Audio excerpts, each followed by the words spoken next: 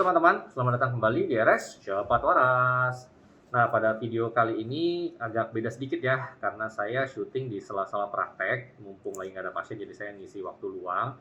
Nah, pada hari ini saya mau membahas sebuah topik yang sebenarnya kasusnya banyak, tapi orang masih sering salah istilah, yaitu anemia. Pasien tuh kadang suka ketuker ya, dia di tensi ya, diukur tekanan darah, ternyata rendah, dia menyangka itu anemia. Sehingga kadang-kadang pasien inisiatif tuh minum tablet penambah darah segala macam, padahal ya salah istilah gitu. Jadi mudah-mudahan setelah saya jelaskan ini sudah nggak ketukar-tukar lagi ya. Definisi anemia itu adalah kadar sel darah merah kita atau hemoglobin, konsentrasinya di dalam darah itu lebih rendah daripada normal seharusnya.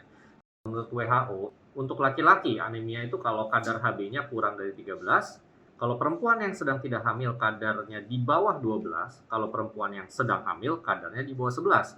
Jadi kalau Anda memeriksakan darah atau sedang dirawat atau medical check up dan kadar Hb Anda di bawah angka yang saya sebutkan tadi, maka Anda mengalami yang namanya anemia atau kurang darah. Penyebab anemia itu sangat banyak banget teman-teman ya. Jadi ya kecuali memang jelas gitu ya, habis kecelakaan atau misalnya ada terjadi perdarahan yang sangat banyak gitu ya karena berbagai sebab, intinya berdarah lah ya, itu otomatis lah kurang darah. Tapi pada konteks tidak ada perdarahan, kalau Anda periksa Hb dan tiba-tiba Anda mengalami anemia, ini maka akan sangat banyak hal yang perlu diperiksa untuk mencari tahu apa penyebab dari kondisi anemia Anda. Bisa dilihat nih di tabel gitu ya, ini pakai patokan pembeda jenis penyebab anemianya itu berdasarkan MCV ya. MCV itu adalah kalau di laboratorium nanti dilihat ukuran sel darah merah Anda itu normal, besar ya, atau high MCV, atau ukurannya kecil ya, atau low MCV. Nah, itu bisa dilihat ada sangat banyak sekali kemungkinan-kemungkinannya. Contoh gitu ya, kalau penyebab yang termasuk paling sering kan kurang zat besi ya, anemia defisiensi besi. Itu ditemukan bentuk sel darah merahnya itu mengecil atau kita sebut dengan anemia mikrositik ya. Jadi ukuran sel darah merahnya kecil. Nah, itu salah satu penyebab. Lalu yang paling sering lagi nih dan saya paling banyak sebenarnya mendapatkan kondisinya adalah anemia karena pasiennya memiliki penyakit kronis. Contohnya punya gagal ginjal kronik atau misalnya sakit paru-paru TBC ya yang sudah berlangsung lama atau kondisi-kondisi penyakit yang berlangsung sudah lama sehingga menyebabkan peradangan di badannya. Lalu kalau misalnya kondisi MCV-nya tinggi gitu ya dari laboratorium, itu bisa paling sering karena kekurangan mikronutrien ya, misalnya asam folat, vitamin B12. Jadi bukan berarti kalau Anda mengalami anemia itu obatnya cuma satu, tablet zat besi. Belum tentu. Kalau misalnya penyebab Anda anemia bukan karena kekurangan zat besi, maka mau minum sampai satu apotik juga Hb Anda nggak akan naik. Tanda-tanda dan gejala Anda mungkin saja mengalami anemia itu paling gampang adalah cepat capek karena fungsi dari sel darah merah itu adalah menghantarkan oksigen ke sel-sel atau jaringan tubuh yang memerlukan. Jadi memang oksigen itu kan akan di-cut oleh hemoglobin lalu diantarkan ke sel supaya kita dapat energi. Jadi tanda paling pertama biasanya gampang capek, lemes, ya cepat pusing, nggak bisa kerja berat. Nanti kalau misalnya kadar hemoglobinnya makin turun, makin rendah, mulai kelihatan di kulit tuh. Ya, kulit kita nih tangan kan agak kemerahan gitu ya, itu kan karena aliran darah lancar dan kadar hemoglobinnya cukup. Jadi otomatis kalau kadar hemoglobinnya mulai rendah, nanti Anda akan terlihat pucat. Tapi biasanya kalau sampai kelihatan pucat di kulit atau bahkan di konjungtiva ya, konjungtiva ini di bawah mata itu kalau teman-teman lihat itu kan mestinya merah gitu ya. Nah, itu adalah tanda pertama yang bisa kita lihat, loh kok pucat ya, nggak semerah biasanya ya. Nah, itu udah berarti kadar hemoglobinnya udah makin turun, biasanya bahkan sudah di bawah 10 ya, baru bisa kelihatan agak pucat. Tapi kalau baru turun-turun sedikit tuh kadang nggak terlihat pucat, cuman ya itu gampang lemes, gampang pusing. Dan bila kondisi anemianya berlangsung lama atau kronik, bisa mempengaruhi jantung ya, karena jantung itu pada orang yang mengalami anemia dia terpaksa harus bekerja lebih berat karena ya sel-sel tubuh kita tuh butuh oksigen ya. Kalau kurirnya jadi sedikit ya otomatis kurirnya ini harus lembur nih, kurir yang sedikit itu muternya harus lebih cepat ya, otomatis detak jantung jadi lebih cepat. Nanti lama-lama bisa mengakibatkan pembengkakan jantung kalau kondisinya berlangsung terlalu lama sehingga bahkan bisa berkontribusi ke gagal jantung. Jadi anemia ini memang tidak boleh disepelekan, harus dicari tahu penyebabnya dan diatasi dengan baik.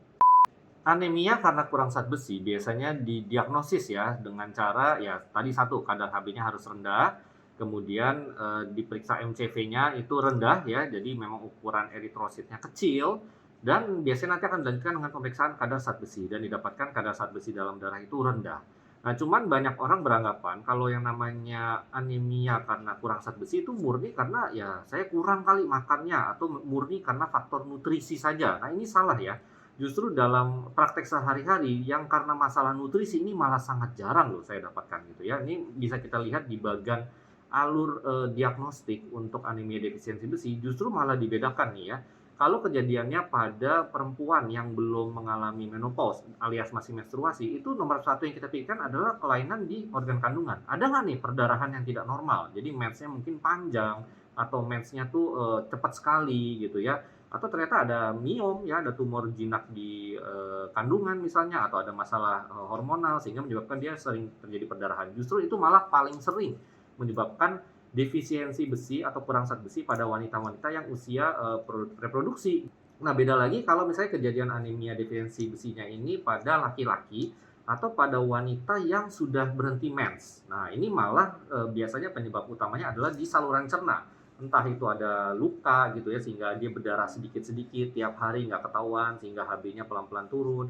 Atau bahkan bisa sampai ke hal yang serius ya, misalnya tumor atau kanker di saluran cerna yang menyebabkan perdarahan juga. Nah, ini memang kadang perlu sampai dilakukan tindakan teropong saluran cerna ya untuk mencari tahu penyebab perdarahan saluran cerna kroniknya ini apa. Jadi justru dalam praktek sehari-hari penyebab paling sering kurang zat besi itu bukan dari makanan yang kurang gitu ya, justru dari sebab-sebab yang lain. Kapan sih orang yang mengalami anemia atau kurang darah harus ditambah darah atau dilakukan transfusi? Ada beberapa indikasi ya bahwa seseorang perlu dilakukan transfusi darah. Nomor satu tuh kita lihat dulu kepentingannya. Ini masalahnya dia perlu transfusi karena kondisi medis atau dia untuk persiapan operasi. Kalau untuk persiapan operasi, apalagi kalau misalnya operasinya diperkirakan perdarahannya akan cukup banyak, biasanya kita lakukan transfusi kalau HB pasiennya di bawah 10 ya. Tapi kalau untuk kondisi secara umum, biasanya kita lakukan transfusi darah itu berdasarkan kondisi jantung pasien ya.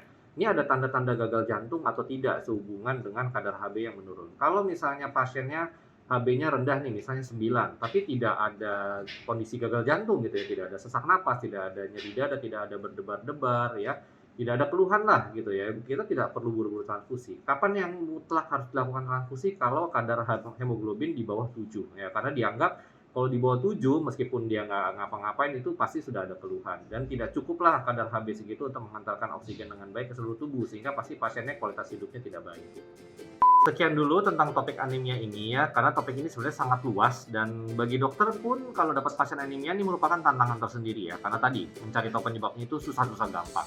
Jadi buat Anda yang sudah mendengarkan topik kali ini, segeralah konsultasi ke dokter. Jadi kalau ada kondisi anemia tuh jangan biarkan berlama-lama, jangan hanya mengandalkan tablet penambah darah, nggak ada perbaikan keluhan tapi terus dikonsumsi gitu ya.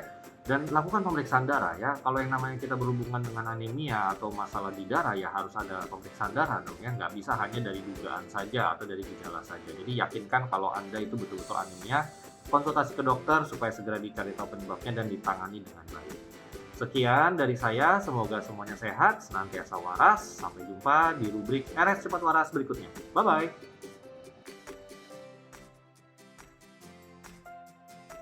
Efektivitas vaksin memang tidak 100%. Makanya tetap dianjurkan yang paling penting adalah pencegahan dan pencegahan. Karena kalau sampai apes dan kena badai sitokin, jadinya seperti saya gini.